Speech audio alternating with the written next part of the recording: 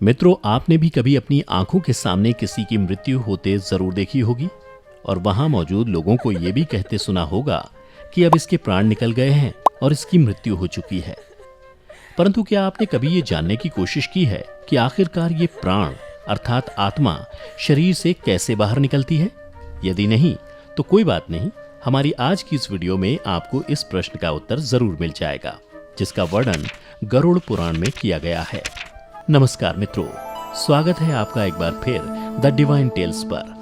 मित्रों, जैसा कि आप सभी जानते ही हैं, मृत्यु मनुष्य के जीवन का वो कड़वा सच है जिसे बड़े से बड़ा ज्ञानी भी स्वीकार नहीं करना चाहता, जबकि वह जानता है कि एक दिन सभी की मृत्यु होना तय है।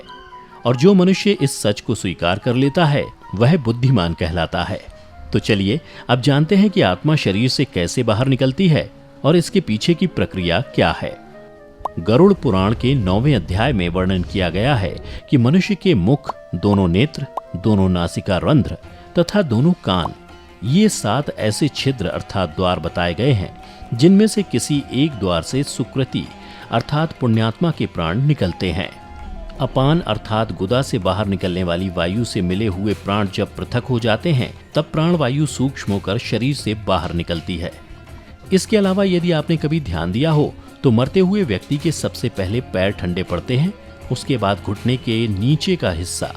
ऐसे करते करते उस व्यक्ति का पूरा शरीर ठंडा पड़ने लगता है, मानो जैसे ऊर्जा सिमट रही हो, और अंततः ये संपूर्ण चेतना सिमटती हुई एक चक्र पर आकर एकत्र हो जाती है, जिस चक्र पर आप सबसे ज्यादा जिए हैं। जैसे कि ध्यानियों की ऊर्जा मुख्य रूप से ज्ञान चक्र से निकलती है, और इसके विपरीत जो लोग अपनी पूरी जिंदगी ध्यान से दूर रहे हैं और जिन्होंने अपना संपूर्ण जीवन खान पान और सांसारिक सुख के लोभ में ही बिता दिया हो, ऐसे मनुष्य के प्राण मणिपुर चक्र से निकलते हैं। वहीं ऐसे मनुष्य जिन्होंने अपने पूरे जीवन में केवल संभोग के बारे में ही सोचा है, ऐसा मनुष्य अपने अंतिम समय में इसके बारे में ना सोचे, ये तो संभव ही नहीं। परिणाम स्वरूप ऐसे व्यक्ति की ऊर्जा मूलाधार चक्र से बाहर निकलती है। इसी के साथ जिन मनुष्यों का संपूर्ण जीवन ज्ञान के इर्द गिर्द बीता हो, ऐसे मनुष्यों की ऊर्जा गला चक्र अर्थात विशुद्ध चक्र से निकलती है। ऐसे ही जो मनुष्य अंतिम समय में अपने इष्ट या गुरु को याद करते हुए प्राण त्यागते हैं, उनकी ऊर्जा आंखों से निकलती है। और अंत में वो मनुष्य आते हैं जिनकी ऊर्जा सहस्त्रार चक्र से निकलती है। ऐसे मनुष्यों को बहुत ही भाग्यशाली माना जाता है, क्योंकि शरीर त्यागने के सबसे उचित मार्ग माने जाने वाले सहस्त्रार चक्र से निकलने वाली आत्मा को सीधे मोक्ष की प्राप्ति होती है।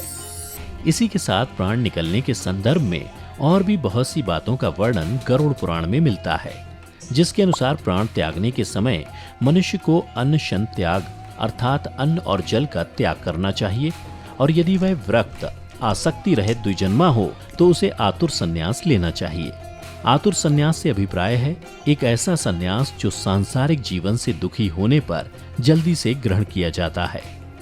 प्राण के गले तक आने पर जो मनुष्य मैंने संन्यास ले लिया है ऐसा बोलता है, वह मृत्यु के बाद विष्णु लोक को प्राप्त होता है, और ऐसे मनुष्य का जन्म अब दोबारा इस धरती पर नहीं होता। जो व्यक्ति मृत्यु से पूर्व कथित सभी कार्य कर लेता है, मृत्यु के समय ऐसे व्यक्ति के प्राण ऊपर के छिद्रों से सुखपूर्वक निकलते हैं। साथ ही योगियों के संदर्भ में गरुड़ पुराण में बतलाया गया है कि योगियों के प्राण तालु रंध्र से निकलते हैं।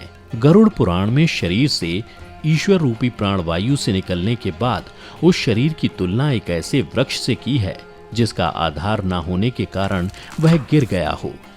क्या आप जानते हैं, प्राण से मुक्त होने के बाद शरीर तुरंत ही चेष्टा शून्य, घृणित, दुर्गंध युक्त, अस्पर्श्य और सभी के लिए निंदित हो जाता है। मृत शरीर की 3 अवस्थाएं होती हैं, कीड़ा, विष्ठा और भस्म रूप। इसे आप ऐसे समझ सकते हैं, मृत शरीर में कीड़े पड़ते हैं, वो मल के समान दुर्गंध युक्त हो जाता है और अंततः चिता में जलकर भस्म हो जाता है। इसलिए क्षण भर में नष्ट होने वाले इस शरीर पर गर्व करना अनुचित है। मृत्यु के पश्चात पंचभूतों से निर्मित इस शरीर का पृथ्वी तत्व पृथ्वी, जल तत्व जल, तेजस तत्व तेज और वायु तत्व वायु में लीन हो जाता है।